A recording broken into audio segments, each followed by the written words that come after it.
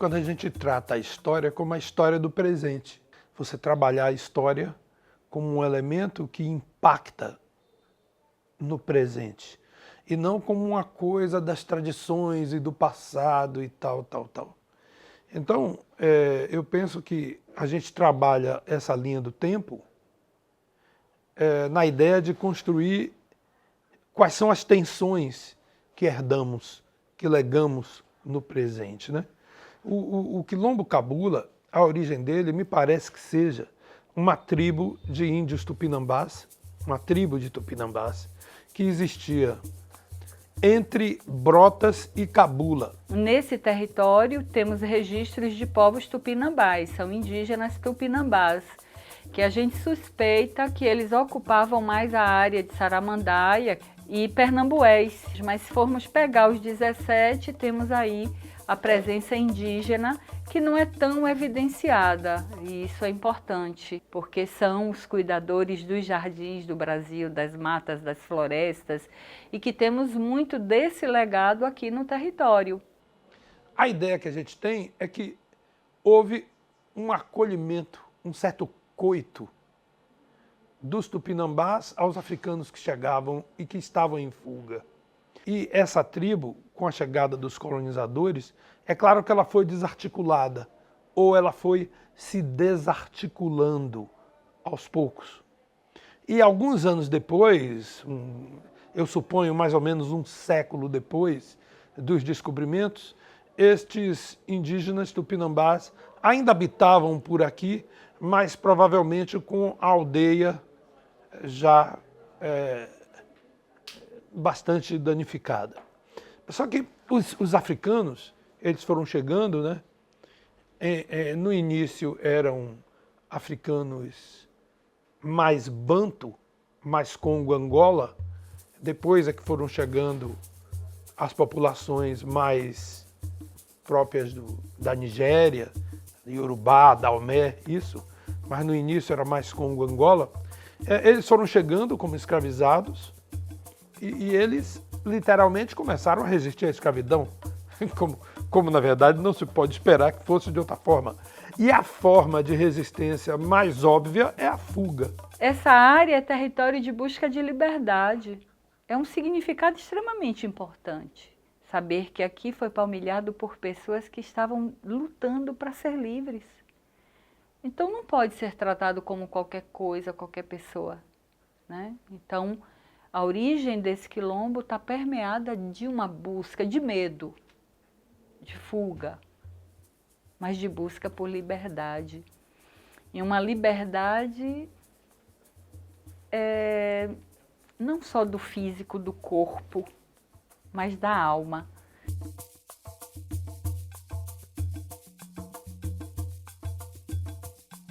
O Quilombo Cabula é pensar nesse campo reterritorializado que as pessoas negras encontraram a partir do território. Então nós, pessoas africanas em diáspora, africanas do continente, elas vão precisar da terra como esse elemento firmador de identidade. Então os quilombos é esse lugar onde eu acesso a terra, eu trago minha memória, eu reconstruo a minha civilização e fortaleço a minha identidade. Então eu penso o Quilombo Cabula como esse lugar onde as pessoas negras se identificaram, né, acessaram, não foi um presente, foi um processo de conquista, e aí eu gosto muito de sinalizar que há uma correlação muito grande entre os povos indígenas e os povos africanos. Então o que é que uniu esses povos? Valores. Então a gente compartilhava de algum modo de éticas que permitiram chegar aqui e entender que o inimigo em comum eram, né, a branquitude, o colonialismo e por aí vai, para que aqui se pudesse se ressignificar, constituir, né, o que Abdias do Nascimento chama, né, de uma civilização africana. O Cabula, ele representa uma área de resistência, uma área de resistência negra, uma área de resistência à escravidão. E aí, quando eu falo Cabula, eu estou falando o território do Cabula como um todo. Isso aqui era chamado de miolo, toda a região, O Cabula está no miolo da cidade e com florestas densas. Então, quem fugia, fugia para cá. E há uma relação que você estima que existisse entre os quilombos, né? Haviam pelo menos 3 quilombos na região. O Cabula, tinha o buraco do Tatu e tinha um quilombo do Urubu. O quilombo, ele não é necessariamente só um espaço de negros fugidos. Num quilombo tem negros libertos, que acolhem esses negros fugidos, tem brancos pobres, tem indígenas também. Então, é uma comunidade. Há relatos de documentos, que eu pesquisei, de 1870, que já apresentava o Cabula como uma área de alta periculosidade. Então, foi um documento solicitando da coroa que nomeasse um capitão de entradas e assaltos, o Severino da Silva Lessa. Por quê? Porque tinha territórios periféricos a esse centro urbanizado de Salvador, que provavelmente teria quilombos. A ideia que a gente tem, nós historiadores, é que essa área foi inicialmente ocupada pelos bantus.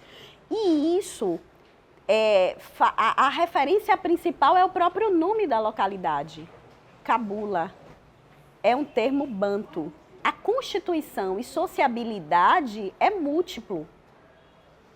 Porque não só povos africanos habitavam aqui, mas também aqueles que nasciam no Brasil, os chamados crioulos. Na documentação colonial, a referência que se faz de crioulos são aqueles que nasceram, negros, que nasceram no Brasil. Pensar a história do negro no Brasil é um histórico de, o tempo todo, apagamento. E é estratégico, porque o negro que não sabe de onde vem, a pessoa negra que não conhece a sua história, ela é extremamente deslocada. E é esse deslocamento que permite o processo de alienação. Então a gente nega a nossa história porque a gente olha para trás e só pensa na escravidão como marcador da identidade negra. Quando, na verdade, a gente tem grandes civilizações em África, né? As grandes competências vieram de África, porque ninguém pegou o aleatório, né? Eu precisava de marceneiros, eu precisava de ferreiros, e eu vou buscar dentro desses territórios. Então, a construção, e é isso que vai trazendo a ideia também de valorização. Na realidade, essa área de resistência ela foi camuflada apenas com a historicidade de roças, de laranjais, e aí foi no processo do projeto de turismo de base comunitária, especificamente nas rodas de conversa, lá no iniciozinho do projeto do TBC. E a partir do saber popular, fomos construindo conhecimento e a própria comunidade se revela. Aos poucos fomos juntos construindo uma concepção de um turismo de base comunitária, que não é a dimensão econômica que aparece primeiro, mas sim a dimensão cultural. Então, a forma como eles vivem, a forma como eles se organizam, para que eles se reconheçam naquilo que eles são, não o que vem de fora, o que dizem que eles devem fazer. Então, o que nós encontramos na comunidade são famílias, é onde eu encontro a agregação na família. E aí eu tenho um destaque a fazer que a família Nascimento, que permanece no território, militando e lutando para ainda manter suas tradições. Então, a família Nascimento é a criadora do Terno de Reis Rosa Menina, que completa em 2025 80 anos. Como essa cidade não se render aos pés de uma expressão cultural dessa magnitude? 15 anos de turismo base comunitária, 15 anos de parceria com a UNEB. A cultura de Terno de Reis é uma manifestação cultural que traz a história dos 3 reis que foram visitar Jesus, levando mirra, incenso e ouro. Que meu pai, ele fez as músicas, ele que compôs as músicas do Terno. Não tinha samba nos Ternos de Reis. E meu pai botou o samba da Baiana para poder homenagear e trouxe essa história que é uma história de ancestralidade. Porque como estamos na Bahia, numa cidade afrodescendente, não ter uma música que representasse bem a Bahia.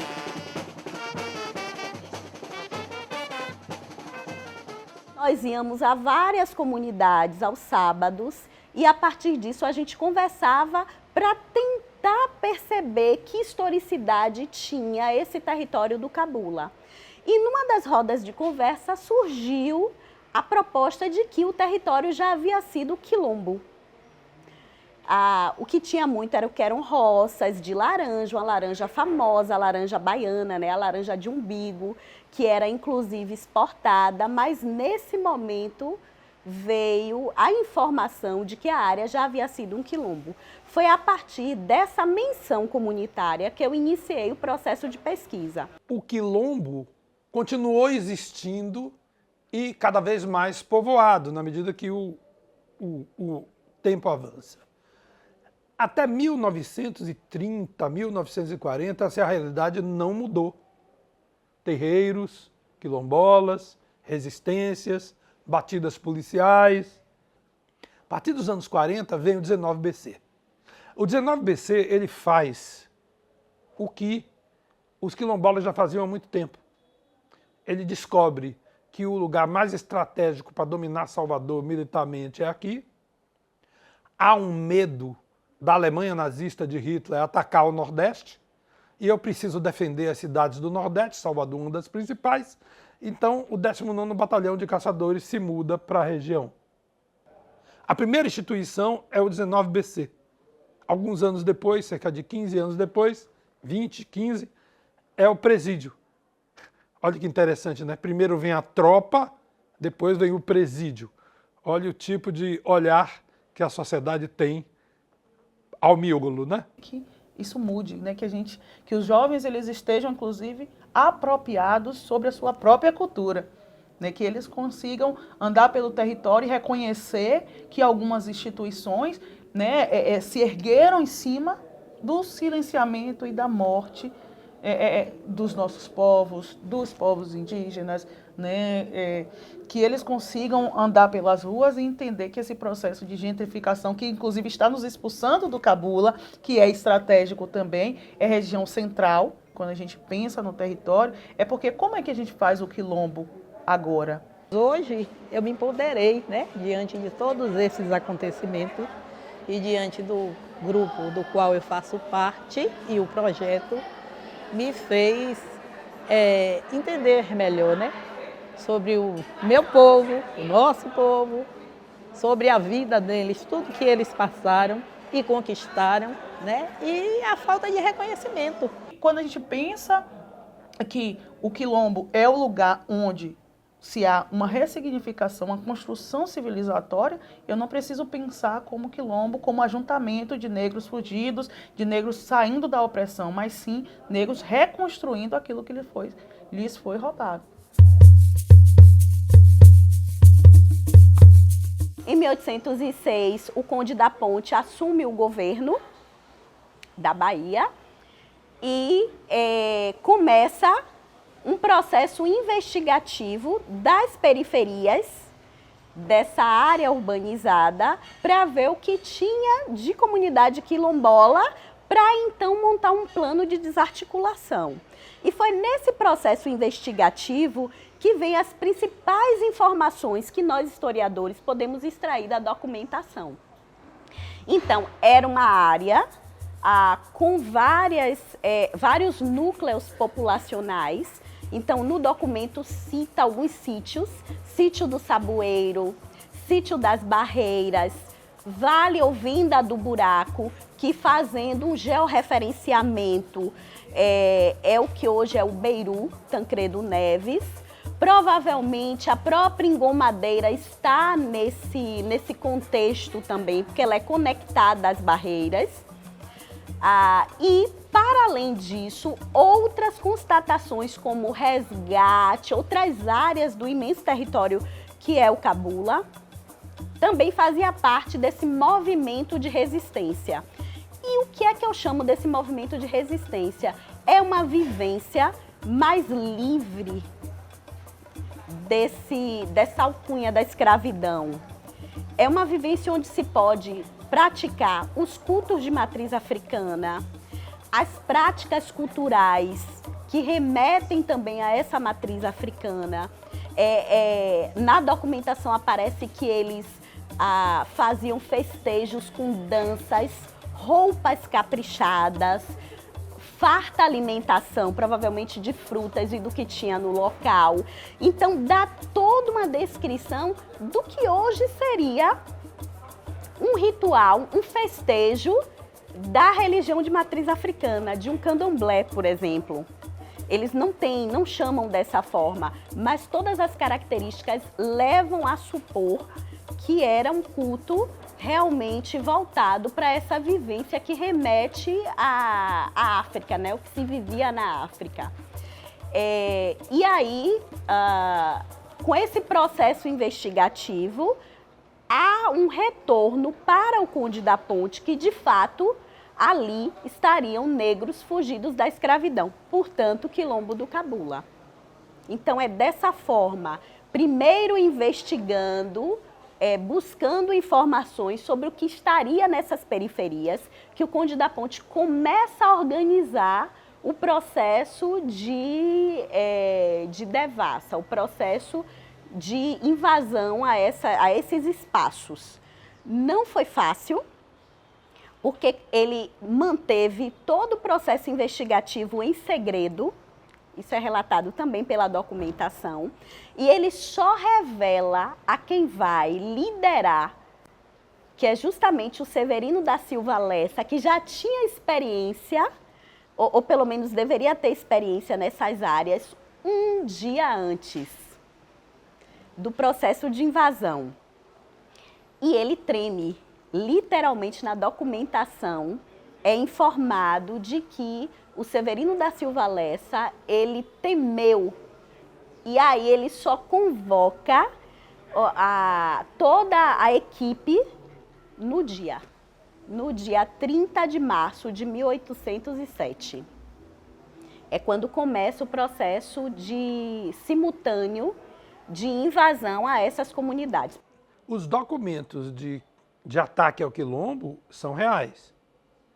E os nomes das pessoas são reais. O que elas faziam no Quilombo também. A polícia, ao condenar as pessoas, dizer quem elas eram. Esse aqui era isso, esse aqui era aquilo. Isso está lá.